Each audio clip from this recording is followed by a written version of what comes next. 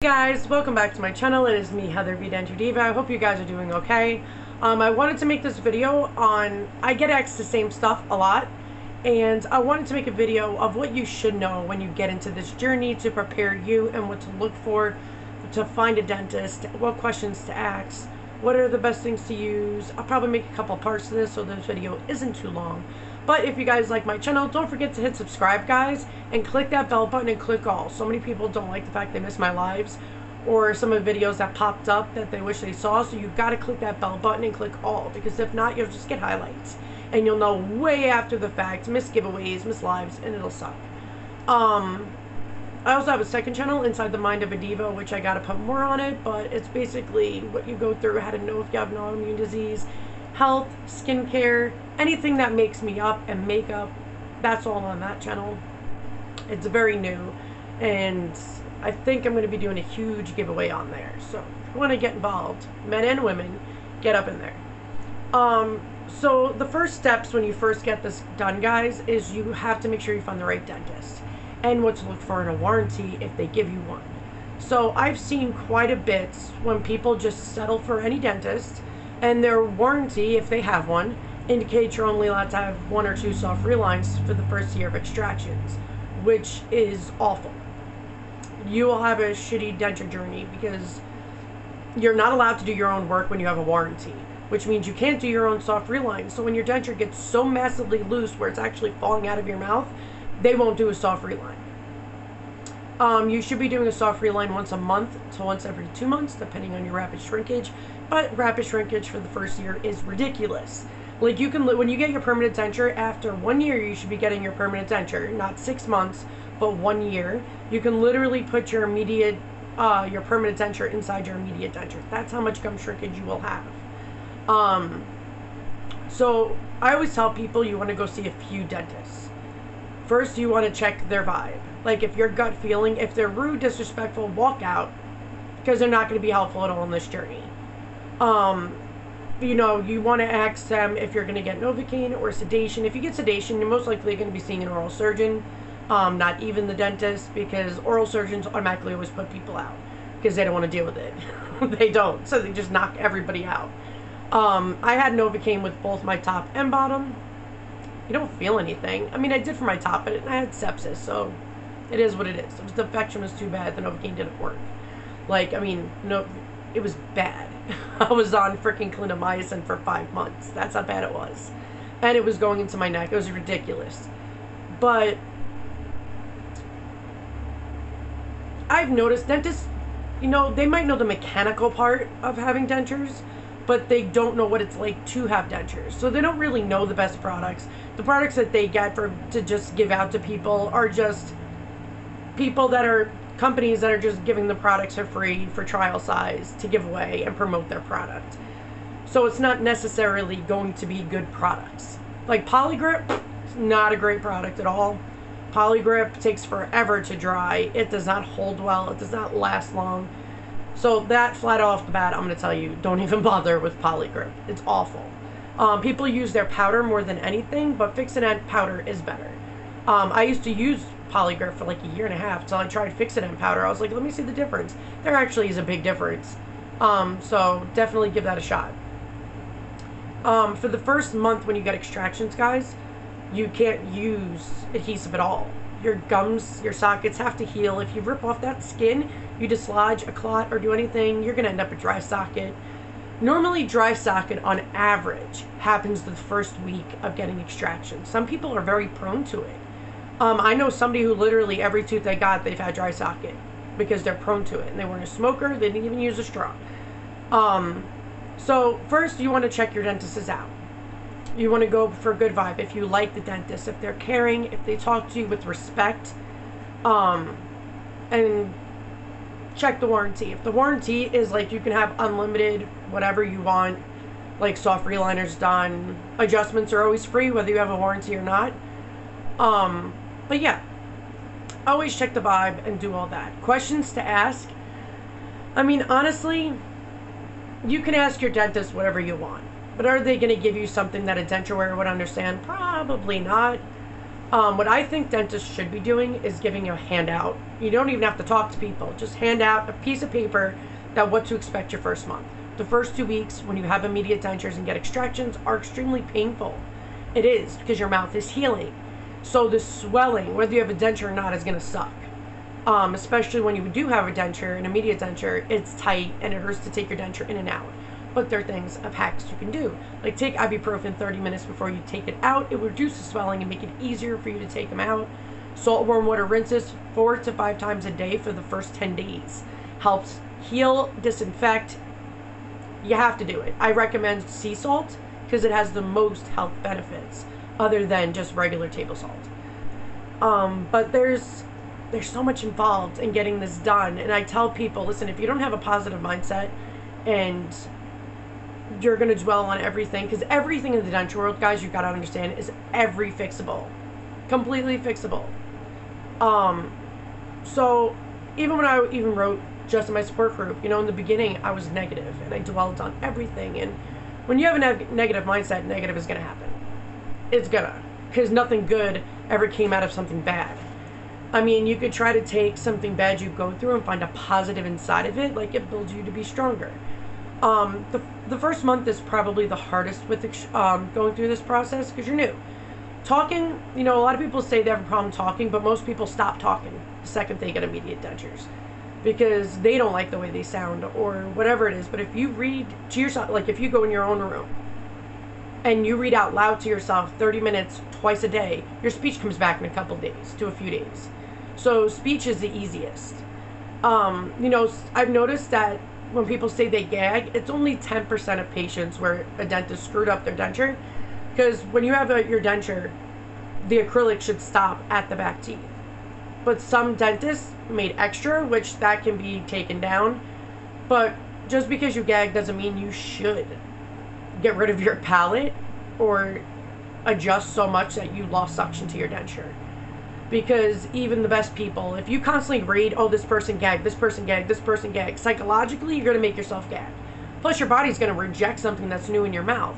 So not only will you extra salivate, because it thinks it's food and it's trying to break it down, and you can gag. Some people just gag when they first put it in the morning because it's hard acrylic going in your mouth. So it's more psychological than anything. It's literally rare, 10% I would say out of the 3 years I've been doing this, where people had to actually had extra, acrylic palette or whatever that went beyond the teeth. And I mean by like that much, which is ridiculous. So I would get that. But if it ends, it's not even at your throat. It's not even like, it's literally still at your top palate. No reason why actually physically it would make you gag. So normally when people have something in, or adhesive makes people gag, just having the essence of adhesive in. But I've only gagged from adhesive when I put too much in and it oozes out. And a lot of you who have dentures know what I'm talking about. That's how I came up with my Q-tip trick 3 years ago. I lick a Q-tip after you put the adhesive in your denture. You lick the Q-tip and spread it in a thin layer on the whole inside of the denture. That means the denture wall, the denture palate, the denture trough, all of that. The whole inside, a thin layer. Because that controls how much adhesive you put in, and it gets in every section. Because it's quite ridiculous that people who make denture adhesive think you should put blobs. The blobs, you're not covering your entire denture. You're only covering certain parts. And even when you press it down, it's still not covering it. It only goes a little bit more past. So Q-tip trick works amazingly, so the water doesn't come in. Make sure when you do put your denture in that you wait an hour before you eat or drink, because it's adhesive. It's got to dry, If you do it wet and you drink and you move it around and it's not going to dry and water gets in and melts it, you got to let it dry. But as far as questions to ask your dentist, you can ask them, the normal mechanical questions, Immediate denture, you normally just pick out the color. I don't recommend, I hate when a dentist does this, when they have an immediate denture and they're like, oh, we're just going to make it permanent by doing a hard reline after 1 year. That's just a hard reline. That's not making it permanent. A hard reline does not make anything permanent. It just makes the fitting of your mouth permanent with hard acrylic of what they used already on your denture. So I most of the time don't see dentists doing that, but quite a few people I've known that has that. A artery line does not make your immediate denture permanent. A permanent denture is made differently. You pick out the shape, size, color, fitting, everything of your denture, and you have a wax try-on. So you can see how you like it, put it in your mouth, see if it's all good, and then you sign it and they make it permanent. But immediate denture is made to be temporary. It is called also a temporary denture. So it's only supposed to be used for the first year of your, denture journey. But people also ask me how to save them. So when you have an immediate denture and you just got your permanent dentures, how can you save them? There's two ways. One, you can do what I do. I just keep it in water. I clean it once a week, do all that, change the water. Use liquid crystals to kill all bacteria and yeast and anything that can happen, and you keep going and save it. Because if you break your permanents, you have your immediates to fall back on. Or you can put it in a Ziploc bag with like a wet paper towel, wrapped it around and put it in the freezer. But because I have kids and they're maniacs in the freezer, that's why I don't do that. Because I don't want them breaking my denture. So if you don't have kids, I would suggest that way. Or if you have people in your house that are maniacs going into a freezer, then I suggest you do the water thing like I do. I just keep it at the very corner of my sink. Nobody goes by it. Nobody messes with it. Problem solved. But also know, as part of when you start this journey, many people reach for the product Benzident. Benzident has benzocaine inside of it. So does a lot of other products. But benzocaine itself and Benzident and other pain reliever things have a black label FDA warning on it. Which means it can actually, I think, put too much oxygen in your blood and it can kill you. I actually looked up the statistics and all of that, and it's not rare. So people can be hospitalized. Just be careful. I don't recommend people using it at all. Why risk your life over dentures? I don't see a point of that. Does the product work? Yes. Is it worth risking your life? No. You can use Curoxin, which is actually a fairly new product the last couple of years. I've done giveaways on it. It's all natural stuff that actually disinfects naturally. It's a numbing agent. It's got all of the goods inside of it. It's actually the stuff that I used when I was going through sepsis. And it was in my baking cabinet because I bake a lot. So I have all the essential oils and, all that stuff. So you go from there. But I don't recommend Benzident. I will always tell people I don't recommend Benzident. Always read the back of your labels. There's only 2 denture pastes I will ever recommend in my life. They are both ADA approved. And they are Dr. B's Clean & Amp Paste. It's the only, I always keep repeating this to everybody because people still well, can this go in your mouth? No. Dr. B's Clean & Amp Paste is the only denture cleaning product, paste or anything, any product of denture cleaning that can go in your mouth and your denture at the same time. So instead of buying, a toothpaste for your gums and a denture paste for your denture, just have to buy Dr. B's Clean & Amp Paste and you could use the same product for both. It helps dry mouth. It helped heal my mouth sores brilliantly when I got my bottom dentures done. It is all natural. It's got essential vitamins. It helps everything. So I will always recommend that if you're on a budget. Now remember, I said only Dr. B's Clean & Amp Paste and cleaning product can go in your mouth and denture. So Fresh and Bright obviously can't because it's not Dr. B's. So it can only be used in your dentures. $3 at Walmart, ADA approved. It cleans beautifully. So just make sure you don't put it in your mouth. When you first start out in this journey, for the first 10 days to 2 weeks, you should be taking out your denture. Some people do I salt warm water my mouth with my denture in? No, because that's not cleaning your gums. So you have to take out your denture, and while you're rinsing, don't swish hard because you can break a blood clot. I just shook my head back and forth and did it that way because I don't want to, who wants dry socket? Not me. So salt warm water your mouth. I recommend sea salt, like I said, and you do that 4 to 5 times a day for the first 10 days and clean your denture in the process because you're going to get something called biofilm. Biofilm is this slimy, smelly, disgusting tasting thing that happens in the healing of dentures. It mainly happens for people who've had really bad mouth infections and they've had tooth infections and they're healing from that. They're on antibiotics. You really had a bad mouth to get that. So I didn't have it for my bottom, but I did have it for the top. Now remember, your sinuses can also be involved in extractions. I had perforated sinus, but it was small. Your teeth, especially your canine and all that, can end up in your sinus cavity, you know, through life. It depends on how low your sinuses go and how long your teeth are. My teeth are long and hooked. They're crazy looking. But if you get perforated sinuses, do not blow your nose, I would say, for the first 2 weeks. Let your sinuses heal. Because if you blow too hard, you're going to damage it more, and it's going to suck. So just, you know, wipe your nose with a tissue, do whatever. Do not blow your nose, because that could be dangerous if you have a perforated sinus. You will know, the dentist will tell you if you have that issue. They do check prior to see if, you know, after they're done with extractions, they will check to see if you have, and they'll let you know. I had it more on my right side because of my canine. My teeth are long, bro. So I knew my sinuses were going to be involved. But I do have to say something. My sinuses are way better since I got my teeth out. The constant sinus infections were not good for my teeth, and my teeth were not good for my sinuses. So when I got it out, I felt like I could breathe better. I would say for the first couple days, you're going to have a stuffy nose. That is normal. Just know that's very normal. But make sure that you stay on top of your hygiene and don't give up. I tell people this process is more mental than physical. Sorry, guys.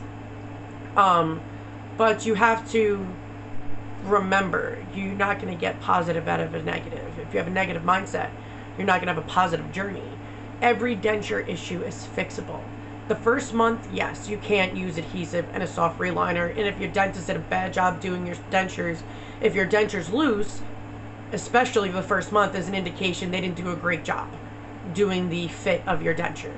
So a lot of people suffer through with super loose dentures, and sometimes people's bottom denture is so loose in this process that they just can't wear it. And I understand that, because if it's too loose and it's moving around and banging around, you know, you got to be careful. So definitely, if you have that issue and your denture's too loose, you should be seeing your dentist. They should never do a soft reline.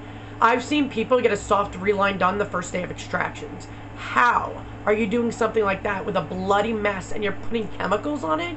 A dentist soft reline is filled with chemicals that taste like acetone. It's like literally a nail salon in your mouth. So that is not good for your mouth at all, and I don't know why they would do that, probably to fix their own mistakes quietly, but it's harmful to other people. So soft reline shouldn't be done until 1 month after extractions. They have to heal. Especially your front teeth will heal quicker, but your back teeth take a minute, man. It's a pain, and it takes a year to get actually that thin ridge of the healing process of gum shrinkage and bone loss. So with you losing your teeth, that is bone loss. And then your bones start to smoothen out, thin out, and do all that. So it's just preparing yourself for the process. Like, please don't use those tabs, guys. Those tabs of denture cleaning, if you want to use it to take off stains like polydent smokers, great.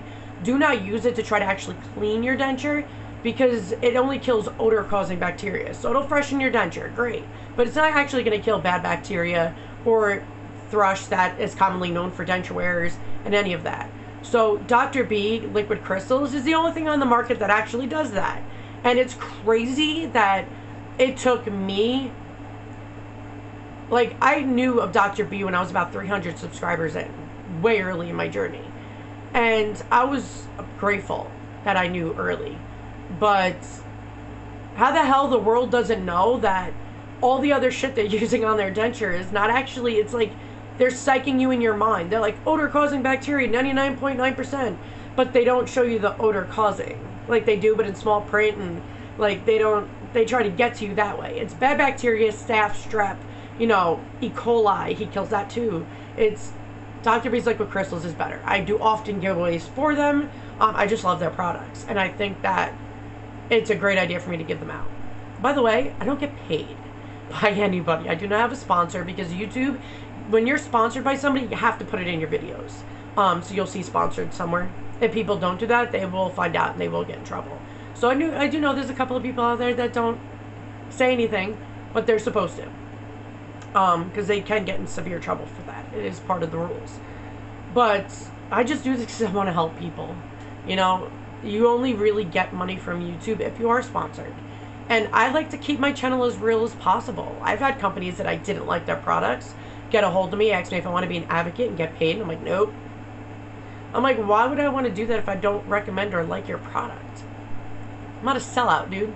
I'm going to be completely honest. So I've reviewed almost all denture products. And I've always been 100% honest. If it's like, meh, mediocre, you know, I'll rate it on Diva scale. On my other Denture Diva scale of, like, it could be a 6 or 7 or, like, you know, if you need it for the road or something. But something that, or it could be just, you know, it's so strong it works for corn on the cob and steak, or, you know, it's good for everything else but those. Like, I'm always honest with everybody. 100%, I keep it real. That is it. And when something's a fact, always say it's a fact. Just how it is. Like, it is a fact. If you look it up yourself, Fixodent Ultramax is the strongest adhesive out there. Fixodent also has the least amount of zinc inside your, you know, in their products. You can look that up too. They have the least amount of zinc inside of it. First of all, that whole zinc thing that people freak out over, that happened back in the 80s and early 90s, that people were putting too much adhesive, like Polycarp and a lot of other people were putting too much zinc inside their adhesive. That's because people were overusing the product, and they end up with toxicity. You're only supposed to apply adhesive once a day. If you're using half a tube or a tube a day for like a month, then you'd get toxicity. But zinc is naturally needed in our body. It's also a healing agent, and it's also a bonding agent. But zinc is in our multivitamins. It's over the counter. It's what they treat with COVID to boost your immune system. Zinc is actually a vitamin needed in our body, so please stop freaking out about zinc. Zinc is actually good for you in moderation, just like every vitamin is. Just like when people get vitamins over the counter just because they think it's going to give them energy. It doesn't work that way. Vitamins over the counter are meant for people with deficiencies, you know, and if you're taking them just because you want to, you can cause toxicity on yourself, especially if your primary doesn't know and you don't even know the correct dosage. My primary complains about that all the time, about people doing that. But just know that this process, yes, can be very difficult. It is mentally more difficult than anything. But surround yourself by positive influences. People who actually know how to help and what they can do to help. And finding ways to make your life better. Our quality of life is what's important. Our mindset is what's going to be the most helpful in this journey. You know, I've given people answers all the time of how they can help themselves, but it's up to them whether they take it or not. You know, and some people just quit and give up. But why start this process? Why spend thousands of dollars when you're just going to put it in a drawer or ignore it and not wear it? You're only harming yourself. And I know people that didn't wear dentures for 10 years. Now all of a sudden they want to wear it and they have no bone left. They didn't have a good way of doing it. When you eat on top of gums and jaw, that's why we had teeth. Our jaw was not built for that. So you can fracture your jaw. You can get cuts and abscesses. You can promote more bone loss, and you can have really bad circulation of blood and all that. So always wear your denture when you're eating. It is important. You take it out at nighttime so your gums can breathe and heal and your mouth stores breathe. And you know, it's good to have air get to your gums when they have wet and hard on top of it all day. So I will be making a part 2 of this because there is so much information I can give you guys. Hope this video has helped anybody. And if you guys need me, you can get a hold of me anywhere. All the information of me to ever give out is in the description of this video, which is the arrow next to the title of this video. Click on it and everything will come down, discount codes and everything else. But I love you guys. Have a healthy, happy denture day. Later.